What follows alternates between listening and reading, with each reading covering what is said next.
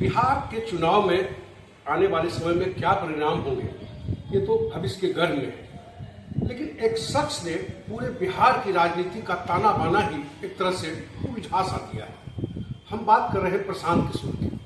प्रशांत किशोर के निशाने पर जिस तरह से भारतीय जनता पार्टी के 3 लीडर और जेडीयू के 1 लीडर, इन चारों को उन्होंने जिस तरह से निशाने पर लिया है, और सबसे बड़ी बात है कि प्रशांत किशोर अब ऐसे शख्स हो गए हैं जिनका नाम सुनते ही जैसे लाल कपड़ा देखकर साड़ भड़क जाता है, ठीक ऐसे ही प्रशांत किशोर का नाम सुनते ही ये जो भारतीय जनता पार्टी हो या फिर जेडीयू के नेता हैं उनकी घिघी बंद हो जाती है, खुलकर काउंटर अटैक भी नहीं कर पा रहे।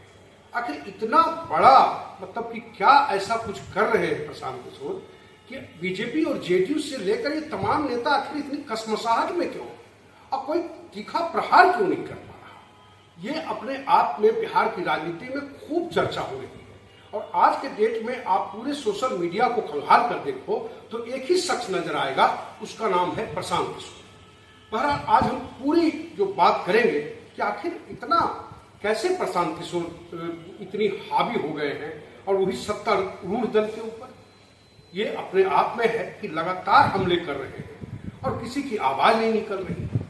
आज कस्बा 24 में आज हम इन्हीं पर बात करेंगे कि आखिर ऐसा क्या कर रहे हैं प्रशांत किशोर जिससे एनडीए गठबंधन में काफी बेचैनी है।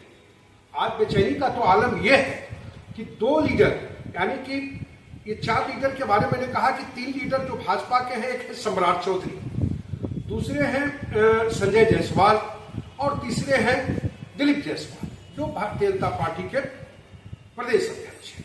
ये 3 लीडर हैं। संजय जायसवाल जो सांसद है और सम्राट चौधरी पर भी बड़ा तीखा प्रहार किया और उनका पर्याप्त रिजल्ट ही खोल खंगाल दिया कि वो 9वीं फेल है कि तो 7वीं फेल है।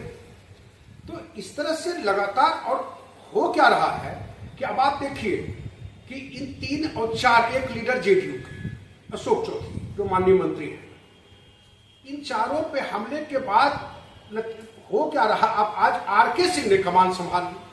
अब उनके समर्थन में एक तरह से कहें कि आरके सिंह जो कि आरा से सांसद हैं, उन्होंने बजाते कहा कि प्रशांत किशोर ने जो आरोप लगाए हैं उनका तो इन तीनों लीडर को जवाब देना चाहिए। ये भारतीय जनता पार्टी के लीडर है। अब जेडीयू की तरफ से झंडा उठा लिया है मतलब नीरज कुमार जो मतलब मुख्य प्रवक्ता हैं जेडीयू के, उनका कहना है कि इनको तो जवाब अशोक चौधरी को देना चाहिए। आखिर इतना बड़ा आरोप लगा, इतने सारे पैसे ट्रांजैक्शन किए गए।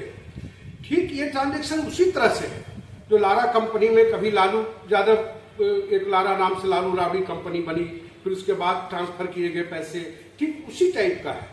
लेकिन सबसे बड़ी बात है कि जिस लीडर पे डायरेक्ट आरोप लगा रहा है वो भी लीडर खुलकर नहीं बोल रहा। इवन कि मुझे तो आश्चर्य लगा जब भारतीय जनता पार्टी के दिलीप जायसवाल पर लगातार हत्या का मतलब एक तरह से बात उठा दी, कैसे हत्या किया और तीखा प्रहार करते हैं प्रशांत किशोर। उनका लफ्ज आप सुनेंगे तो बोलने का अंदाज भी ठीक पुराने लालू अंदाज में दिखता है, क्योंकि विरोधियों पर कैसे तीखा प्रहार करना है, ये प्रहार का अंदाज शायद मुझे लगता है कि इतने मुख्यमंत्री के पास शायद घूमे प्रशांत किशोर जी, इसलिए शायद ये हो रहा है। तो कहीं ना कहीं मुझे लगता है कि बिहार की राजनीति में आने वाले दिन में अब कांग्रेस क्या करेगी, भाजपा क्या करेगी, जेडीयू क्या करेगी, ये तो भविष्य के गर्भ में है। लेकिन इतना तो तय है कि महफिल लूट रहे हैं प्रशांत किशोर। और इस पूरी कवायद में देखो कि भाजपा और जेडीयू के लीडर भी झंडा उठा करके एक तरह से प्रशांत किशोर की बात का समर्थन कर रहे हैं ना। अगर ये नीरज कुमार कह रहे हैं कि जवाब दें और आरके सिंह वहां जो आरा के पूर्व सांसद हैं वो अगर अपने तीनों लीडर पर कटाक्ष कर रहे हैं कि इनको जवाब देना चाहिए, ऐसे कोई किसी को आरोप कैसे लगा रहा है, तो ये अपने आप में सवाल खड़े करता है कि आखिर पूरे इस चुनावी चक्र जो है बिहार का, जो विधानसभा का 2025 का विधानसभा चुनाव है, क्या लगता है पूरा प्रशांत किशोर के इर्द गिर्द ही घूमेगा और क्या परिणाम आएंगे ये तो भविष्य के गर्भ में है। लेकिन इतना मानकर चलिए कि प्रशांत किशोर आज के डेट में बिहार की राजनीति के हीरो बने हुए हैं। आज के लिए बस इतना ही।